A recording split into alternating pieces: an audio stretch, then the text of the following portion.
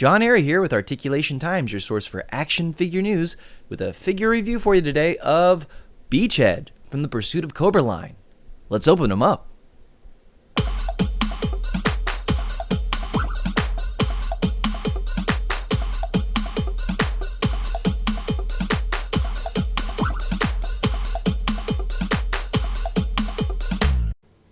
Okay, so we got him out of the package, and I'm really excited about this figure for a variety of reasons.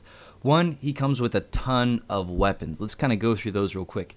In his hands right now, he has a couple of small automatic pistols.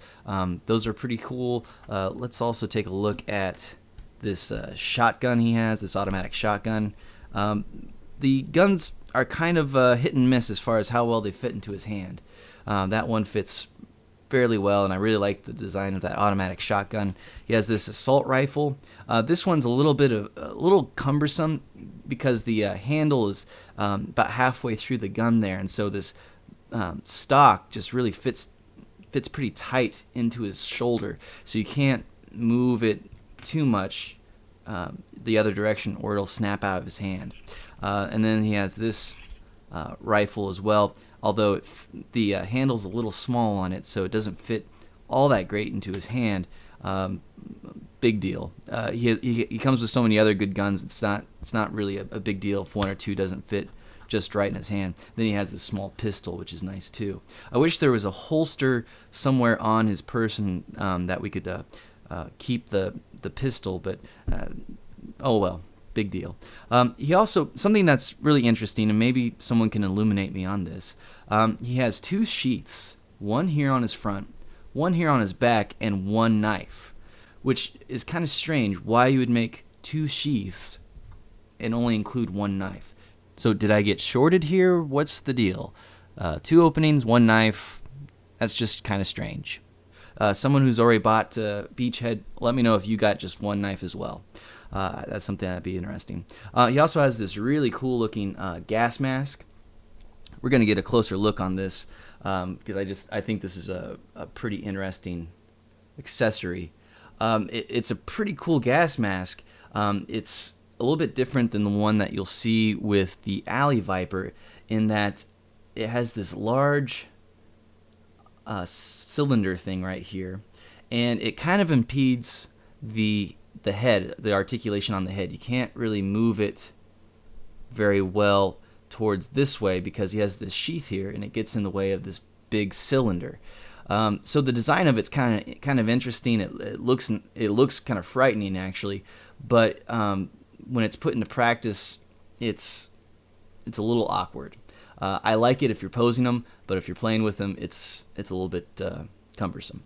Otherwise, cool accessory. It looks nice. And then another thing that I really find odd, and again, maybe someone can illuminate me on this. He comes with these flippers, I guess is what you'd call them.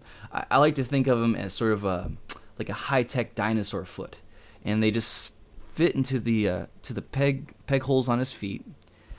And I'm not sure what these are supposed to be. I don't think they're water-based like flippers.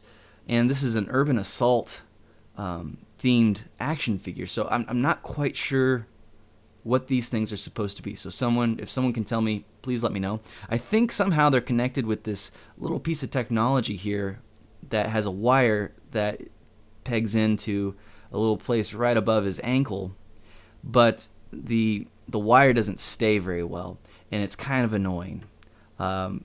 So once you start moving them around or posing with them, this thing is out of the hole pretty quick. So again, if someone can tell me what these are for, I'd love to know. I read the back of the card. There just wasn't any real information on it. Otherwise, awesome figure. Again, it has this plastic flak jacket with all sorts of interesting little details on it. Little magazines for his assault rifles, some little gas grenades, I think, more magazines, little binoculars. These flak jackets are really interesting in the fact that they add a really nice texture to the figure, and they're really well painted, really well designed, but they're just a little bit cumbersome when you actually put a weapon in his hand and try to to pose it with him. It takes up a little bit of space, and sometimes you just can't get those weapons in the positions that you'd like as far as posing. Paint application's awesome. I love how they modernized the G.I. Joes here and made them modern day. This guy looks like he's ready to go into battle and kick some butt. I think this is one of the best figures in the line so far, and this is a serious must-buy if you're a Joe fan. I think this is easily my favorite figure so far in the line. Well, those are my thoughts on Beachhead from the Pursuit of Cobra line. What are yours? Send me your comments, contact@articulationtimes.com, that's the email address, or leave a message on the YouTube channel or Facebook page.